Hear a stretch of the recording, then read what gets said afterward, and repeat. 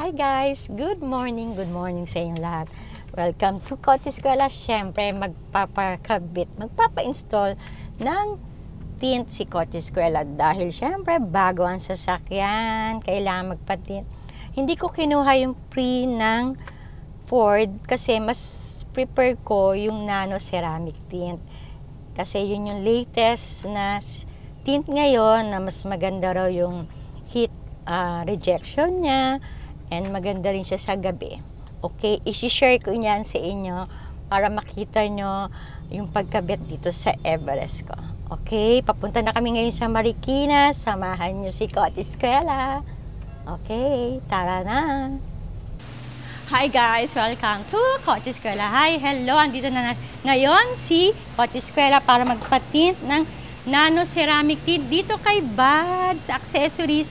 Guys, dito yan sa Marikina City, malapit po sa City Hall ng Marikina. Ang address po, number 21 Flamingo Street.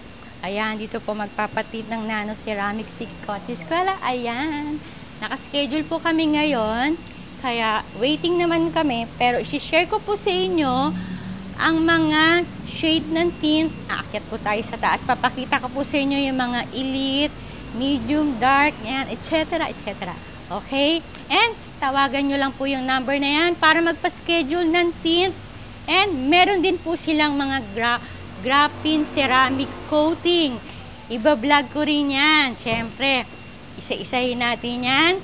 Kaya, abangan nyo ang mga gagawin ni Kotse Eskwela sa Everest niya. Tara!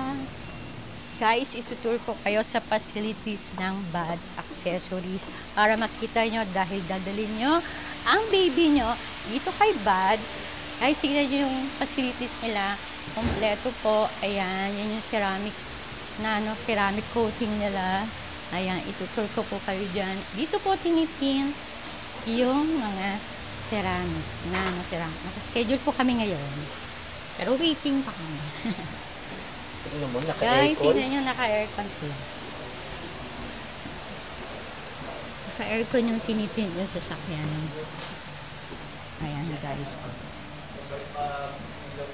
Kaya guys, tawagan nyo lang po yung number na yan para sa schedule ng tint.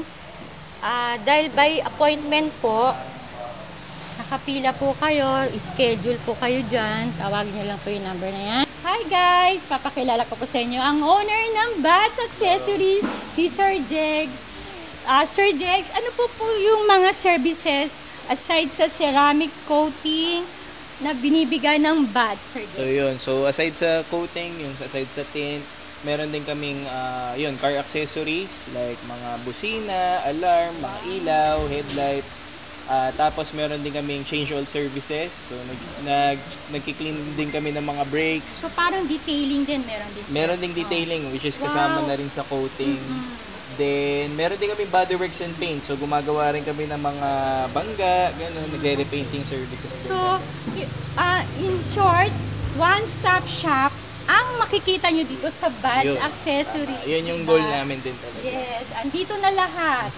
Diba? Tawagan nyo lang po yung number na yan para doon sa schedule ng mga repair o tinting at hanapin nyo si Sir Jens. Thank you. And guys, sumakyat na tayo dito sa office nila. Guys, ang ganda ng office nila. Napaka-comfy. Pwede na nga ako matulog. Ito po yung mga accessories nila, Sir Jens. Ano mo sa kanila yun? Yan, mga alarm, mga performance items, accessories, so pampawala ng delay. Ito, katulad nitong Datatec.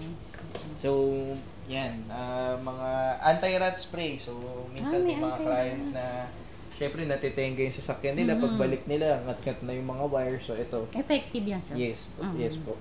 Tapos, yung mga push start, ito yung mga oil.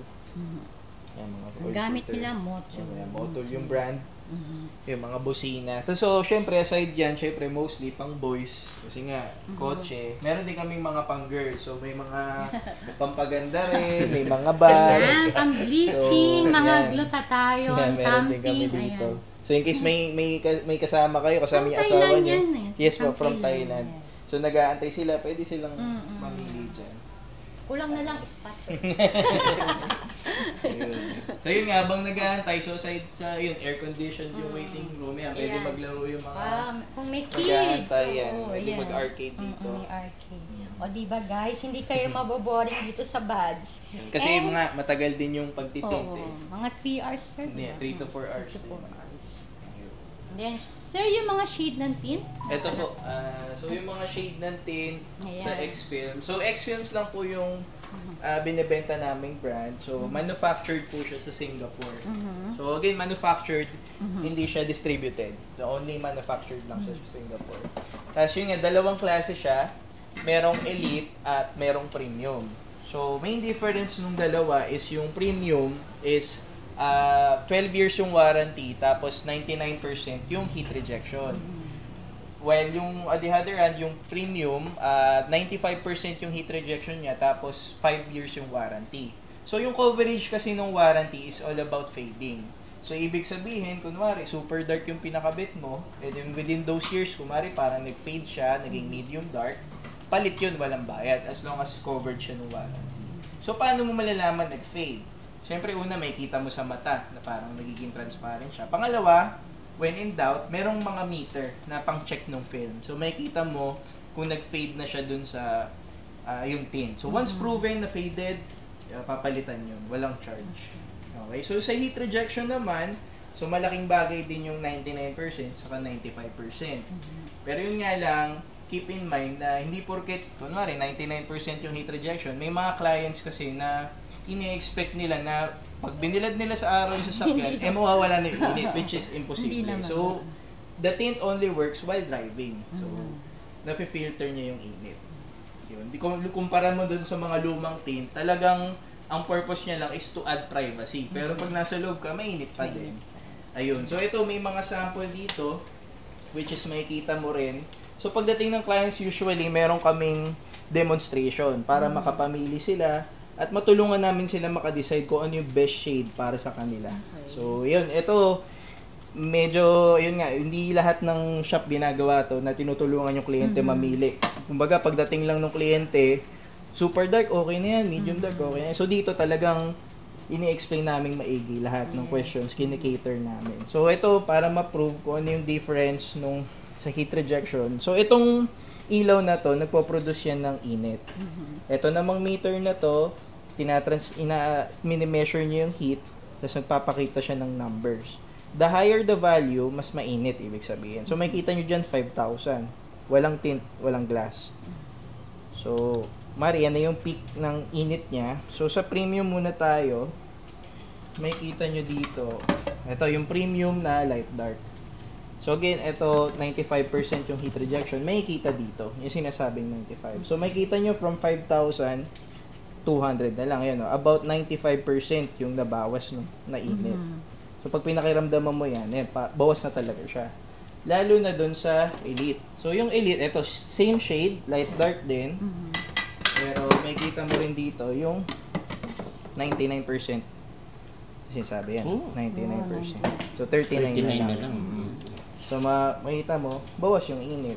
Halos di na maramdaman. Yun. So, aside sa kotse, pwede rin siya sa bahay. So, kumari may condominium or mga bintana, maraming bintana yung bahay mo. So, useful din to. So, pagdating naman sa shading, normally, pag may dumating na client, pinakamadalas is medium yung harap, super dark yung gilid sa kalikod.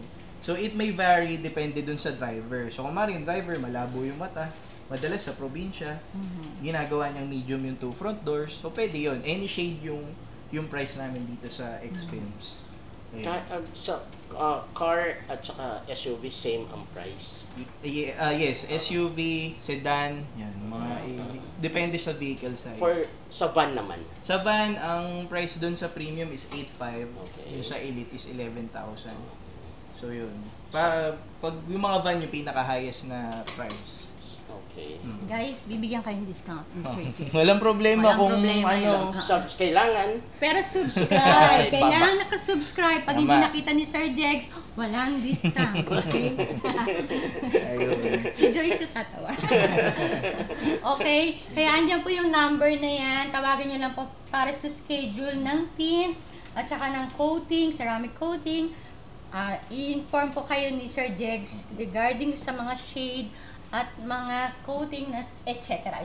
At saka napakaganda ng facility. Guys, ang linis ng facilities nila. Talagang, yung baby nyo, syempre baby ang tawag sa car, di ba? Aalagaan ni Sir Jegs. Siguradong quality talaga. Quality talaga. Yun nga, syempre, ano rin, sympathy din eh. Kumbaga may kotse rin kami. Kung ano yung ayaw mo gawin doon sa kotse mo, syempre ayaw mo din sa ayan ang service ni Sir Jegs ng Buds Accessories.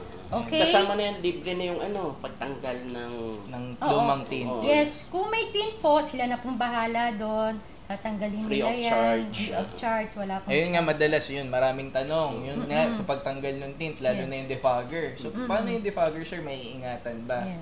Always, every time na may client dito, lagi namin iniingatan yun. Oo. Pero, madalas kasi yung mga clients hindi aware na nag-e-expire yung tint na kinakabit from casa. Hindi sila aware, akala nila panghabang buhay na. So, ending nung naglubo-lubo na, hindi nila expected kasi hindi na-set yung expectation nila. Yes. More or less likely, pag ganun yung tint, sobrang luma na, mas mahirap i-save yung defogger.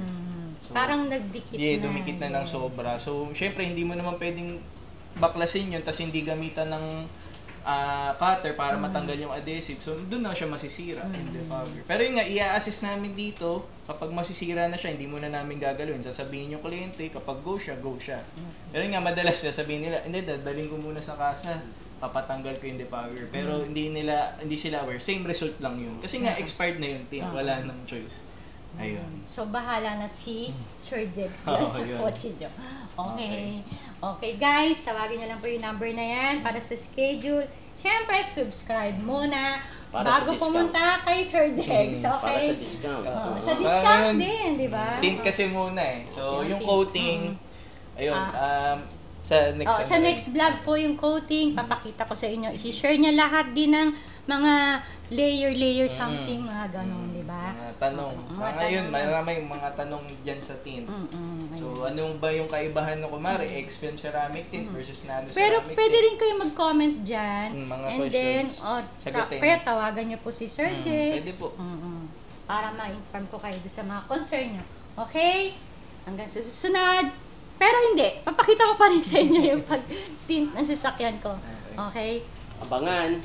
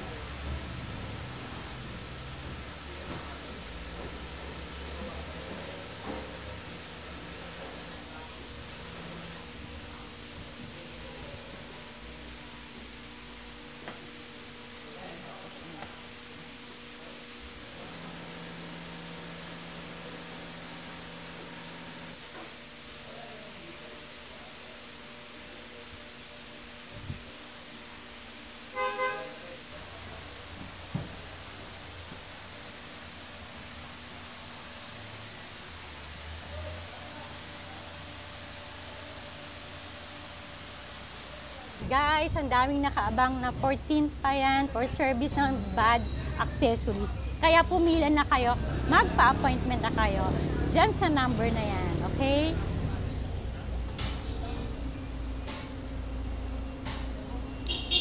And guys, nasa loob ng baby ko na si Everest. Siyempre, ang social, naka-aircon pa. Babantayan yan nila, aayusin, ititin. Pabalikan ko siya after 3 to 4 hours. Dahil kakain muna si Kotse Eskwela. Okay?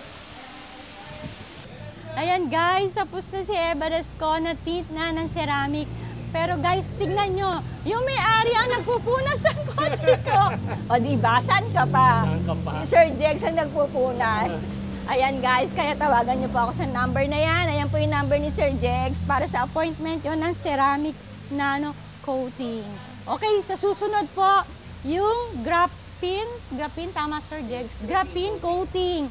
Ayan, iba-vlog ko rin yan. I-share ni Sir Jegs po yung layer by layer po yun eh. Okay? At saka may Malinis pa. Oo, malinis, nilinis nila talaga. Nilinis pa talaga. Talagang lilinisin nila yan para sa inyo, okay? Hanggang sa susunod. Bye! See you! Okay, Sen.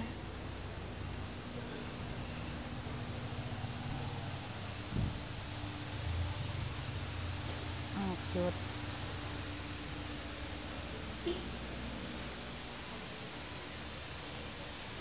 Ang ganda.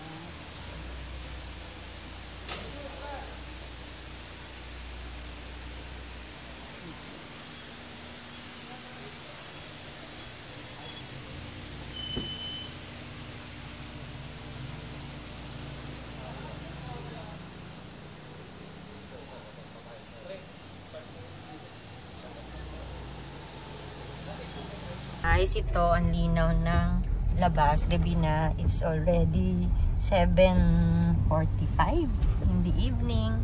Ayan, ang liwa-liwanag ng labas. Medium tint elite ang nasa windshield ko. And yun yung sa passenger side ko, super dark elite. Ayan guys, maliwanag pa din siya sa gilid. Ayan o, yung gilid ko, maliwanag pa rin siya. Kita mo pa rin. O, diba? Yan ang ceramic nano tint. Ng X-Film. Ni Buds Accessories. O, diba? Kaya, yung number na yan, guys, tatawagan nyo. Tandaan, makikipag-appointment po. Ang ganda ng service. Para sa mga service concern nyo. Okay?